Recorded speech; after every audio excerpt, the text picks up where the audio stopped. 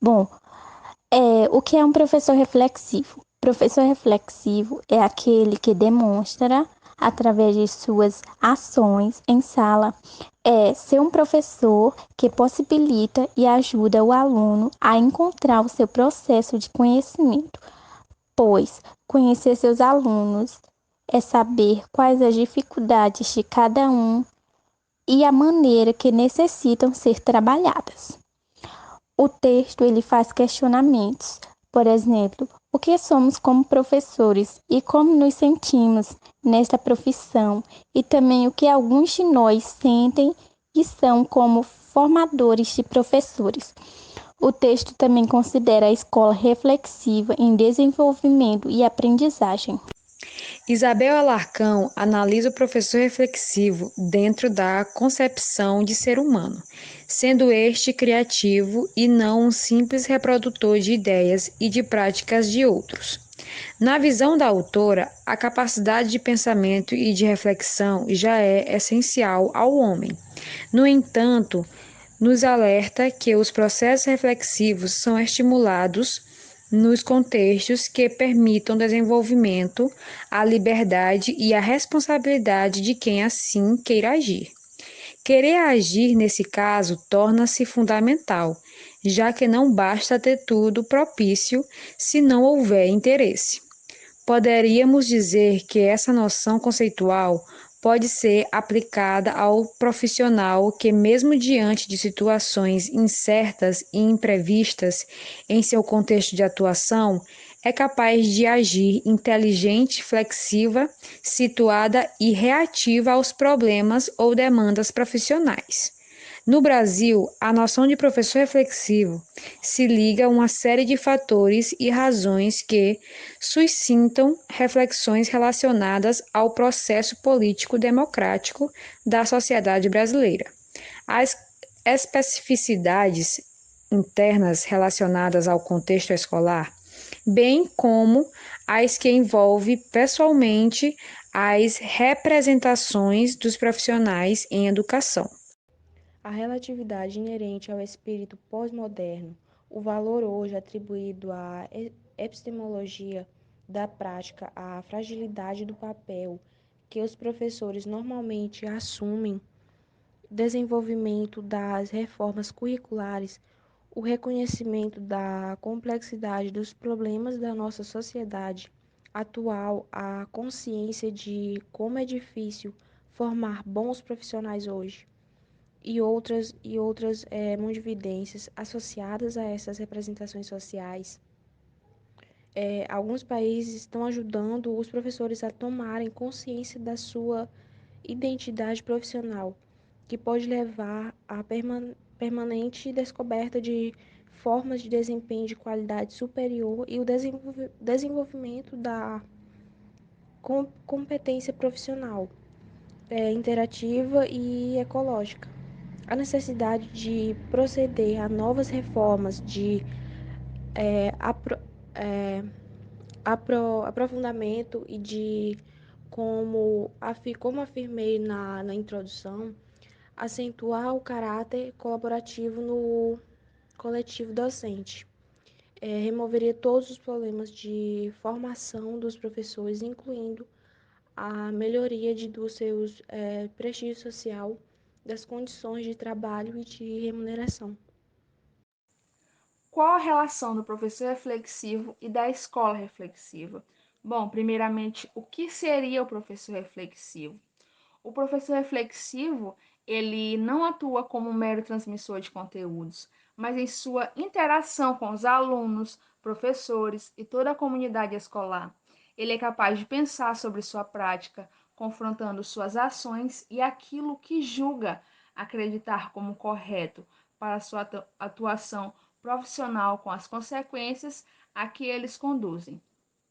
E já sobre a escola reflexiva ela é uma escola que sabe onde está e para onde quer ir. Pensa-se, tem um projeto orientador de ação e trabalha em equipe.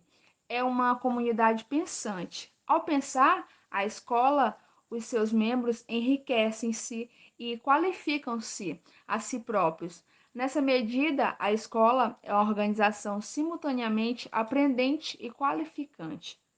Então, com tudo isso que foi dito, a relação entre o professor e a escola reflexiva é que o professor e a escola, eles devem agir relacionados.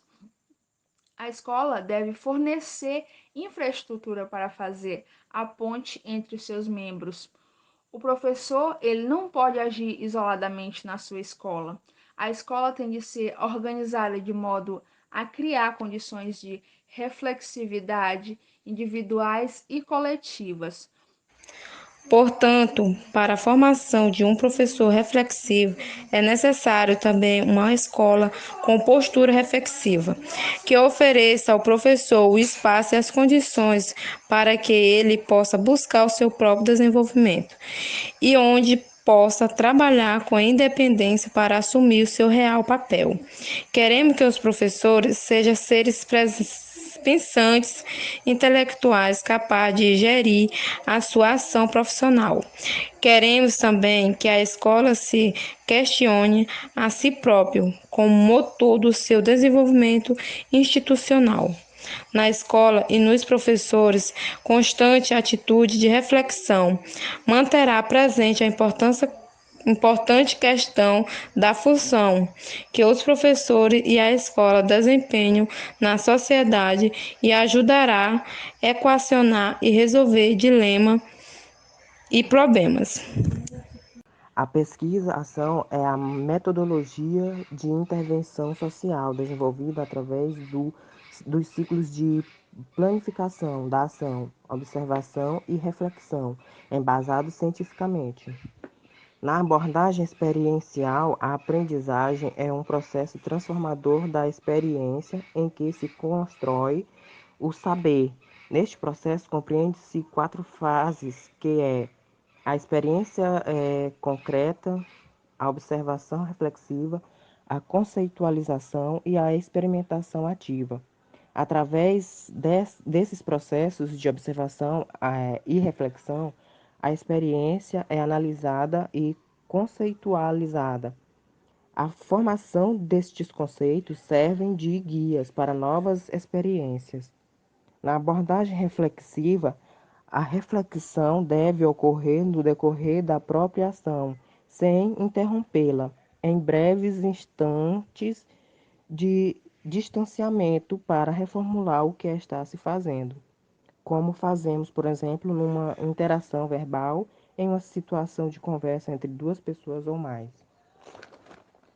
Para complementar a pesquisação, existem outras estratégias de desenvolvimento de capacidades de reflexão, como a análise de casos, as narrativas, a elaboração de portfólios reveladores do processo de desenvolvimento seguido, o questionamento dos outros autores educativos, o confronto de opiniões e abordagens, os grupos de discussão e currículos, círculos de estudos, a autoobservação, a supervisão colaborativa, as perguntas pedagógicas, enfim, são estratégias que podem contribuir para a resolução de problemas concretos e na qualificação dos participantes pela formação através da ação.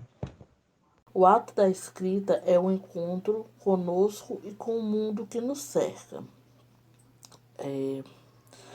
Às vezes, as pessoas têm a mania de, quando vai estudar, de somente assistir vídeos, né? Mas a escrita dos principais pontos e do que se está entendendo é fundamental. Por isso, que a escrita é tão importante. Outro trecho também, Isabela Larcão fala: as narrativas serão tanto mais ricas quanto mais elementos. Por isso que é importante registrar fatos, e não só os físicos, mas também aqueles emocionais, como por exemplo, tal atividade feita fizeram com que os alunos ficassem mais felizes, extremamente empolgados, trouxe uma certa curiosidade, sempre está anotando isso. Também sobre o ambiente estava organizado, desorganizado. Isso é importante porque vai fazer com que tenhamos uma maior noção do que trabalhar e do que esperar dos alunos.